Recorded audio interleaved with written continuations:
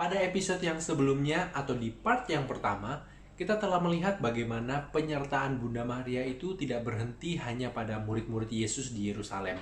Namun Bunda Maria terus menyertai dan mendengarkan doa-doa kita bahkan hingga sampai sekarang. Secara khusus di dalam penampakan Bunda Maria di Fatima, kita melihat bahwa peristiwa ini terjadi bukan dalam sebuah mitos atau dalam sebuah legenda di negeri antah berantah yang nggak tahu di mana dan kapan terjadinya. Namun peristiwa ini terjadi di tengah-tengah sejarah dunia modern, yaitu di awal abad ke-20 pada tahun 1917, kurang lebih hanya sekitar 100 tahun yang lalu. Nah, mungkin kita udah sering banget mendengarkan cerita tentang Perang Dunia ini di dalam buku atau kisah sejarah. Namun kali ini aku ingin mengajak teman-teman semua untuk melihat kisah sejarah ini melalui perspektif penyelenggaraan ilahi dan juga perantaraan Maria.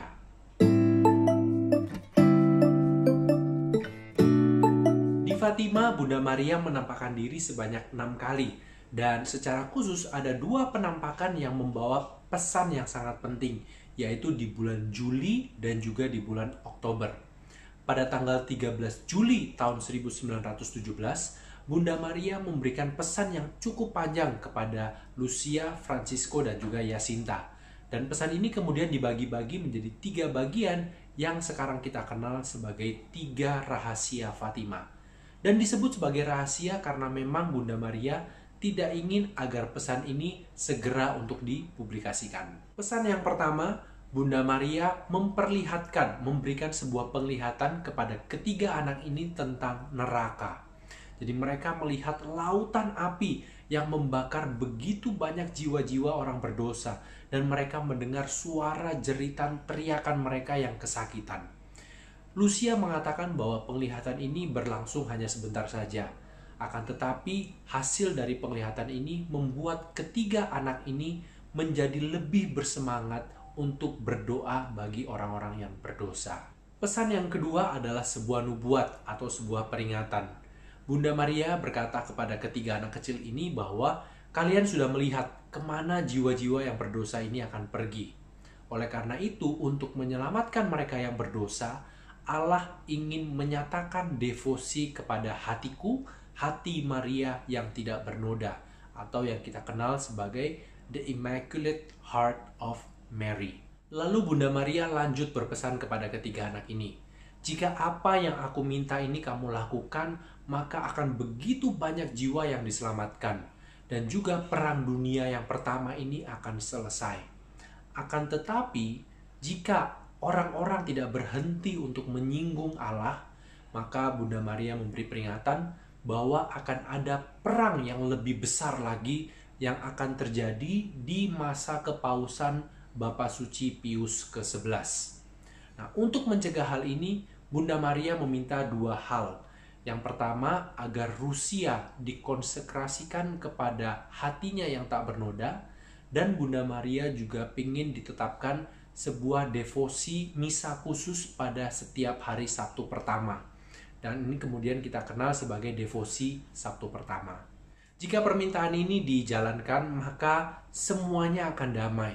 Namun, jika Rusia tidak dikonsekrasikan, maka Rusia akan menyebarkan paham yang sesat. Dan di dalam sejarah kita mengetahui bahwa paham sesat ini adalah paham ateisme dan juga komunisme. Dan akan terjadi perang yang akan memakan banyak sekali jiwa-jiwa yang tidak bersalah, khususnya umat-umat Kristiani. Akan banyak yang menjadi martir, dan akan ada bangsa-bangsa yang dimusnahkan. Dan kita belajar dari kisah sejarah, kita tahu bahwa apa yang dinubuatkan ini semuanya terjadi. Perang Dunia Kedua terjadi pada kepausan Bapa Suci Pius ke-11, dan Perang Dunia Kedua ini memakan korban jiwa lebih dari 2 kali lipat dibandingkan Perang Dunia yang pertama. Lalu ada juga Perang Dingin antara Rusia dan Amerika Serikat, di mana di area-area wilayah kekuasaan Rusia banyak sekali umat-umat Kristiani yang tidak bersalah akhirnya menjadi korban. Bahkan menurut sejarah, jumlah martir di abad ke-20 ini melebihi jumlah martir dari 19 abad sebelumnya. Jadi bayangkan hanya dengan 1 abad jumlah orang Kristiani yang menjadi martir melebihi jumlah martir di 19 abad sebelumnya. Pesan yang ketiga ini juga merupakan sebuah nubuat yang diperlihatkan kepada ketiga anak-anak ini. Dan di dalam penglihatan itu mereka melihat ada seorang malaikat yang membawa pedang yang berapi-api sambil menyerukan pertobatan. Lalu mereka melihat seorang uskup yang berpakaian putih yang kemudian dianggap sebagai Bapak Paus yang sedang mendaki sebuah bukit. Dan di mana di atas bukit itu ada sebuah salib yang besar. Dan dalam perjalanan menuju bukit itu, Bapak Suci melewati kota-kota yang sudah hancur, dan Bapak Suci mendoakan mereka yang sakit dan juga jenazah-jenazah yang tergeletak di lantai. Dan sesampainya di atas puncak, Bapak Suci beserta para uskup, para imam, biarawan-biarawati yang mengikutinya, semua ditembak mati oleh sekelompok pasukan. Lalu di bawah kaki salib itu ada dua orang malaikat yang menampung darah para martir ini, lalu memerciki darah-darah ini kepada jiwa-jiwa yang sedang berjalan menuju kepada Tuhan.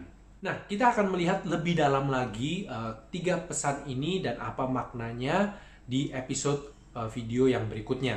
Namun untuk sekarang, seperti di awal tadi aku sudah menyebutkan bahwa ada dua pesan penting yang disampaikan Bunda Maria kepada ketiga anak kecil di Fatima. Yang pertama di bulan Juli, yaitu 3 pesan rahasia. Dan yang kedua adalah di bulan Oktober, yaitu mukjizat matahari.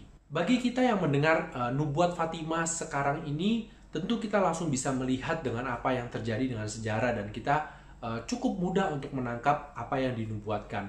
Akan tetapi bagi mereka yang tinggal di tahun 1917, nubuat ini agak sedikit sulit untuk dipercaya. Karena pada saat itu Rusia contohnya adalah sebuah negara yang terkenal dengan kesalehannya karena ada Ortodoks Rusia yang cukup kuat. Oleh karena itu Bunda Maria memberikan pesan kepada Lucia bahwa pada bulan Oktober nanti Bunda Maria akan menunjukkan sebuah mukjizat yang meyakinkan semua orang yang melihatnya. Dan pada hari itu, tanggal 13 Oktober tahun 1917, berita di surat kabar menceritakan bahwa ada sekitar 70.000 orang yang berkumpul di Cova de Iria dan mereka menyaksikan mukjizat yang spektakuler. Pada hari itu awalnya cukup berkabut dan hujan turun membasahi padang itu dan membasahi seluruh pakaian mereka, dan tiba-tiba muncul sebuah matahari yang sangat besar, yang sangat terang. Namun semakin terang matahari ini, mata mereka pun tidak menjadi silau, tidak menjadi sakit untuk melihatnya. Matahari ini terlihat seperti cahaya bulan yang lembut.